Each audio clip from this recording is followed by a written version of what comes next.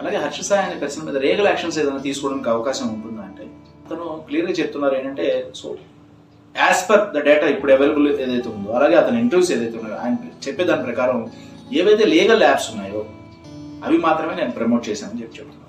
అలాగే at the same time ఇంకొక point చూసుకుంటే, ఆల్రెడీ ఇప్పటిదాకా వచ్చిన జడ్జిమెంట్స్ కానీ బెట్టింగ్ యాప్స్ మీద ఉన్న విషయాలు చూసుకుంటే, మనకి రీసెంట్ జడ్జిమెంట్ ఒకటి చూసినట్లయితే ఆల్ ఇండియా గేమింగ్ ఫెడరేషన్ అలాగే గవర్నమెంట్ ఆఫ్ కర్ణాటక వీళ్ళ మధ్య జరిగిన ఒక case recent landmark judgement 2022లో అనమాట, యాజ్ లేటెస్ట్ యాజ్. దీని ప్రకారం ఏంటంటే కోర్టు చాలా క్లియర్గా చెప్పిన ఇన్స్ట్రక్షన్స్ ఏంటంటే, బెట్టింగ్ యాప్స్ని పూర్తిగా ప్రాహిబిట్ చేయడం కుదరదు, పూర్తిగా వాటిని నిషేధించడం కుదరదు, కానీ రెగ్యులేట్ చేయాలి అని మాత్రం చెప్పారు. అలాగే మరో కేసు చూసినట్లయితే కేఆర్ లక్ష్మణన్ అలాగే స్టేట్ ఆఫ్ తమిళనాడు 1996 కేసు. దీంట్లో సుప్రీంకోర్టు ఇచ్చిన తీర్పు ఏంటి అంటే, హార్స్ రేసింగ్ కానీ అలాగే రమ్మీ లాంటి గేమ్స్ కానీ ఇవన్నీ స్కిల్స్తో కూడిన గేమ్స్. సో స్కిల్స్తో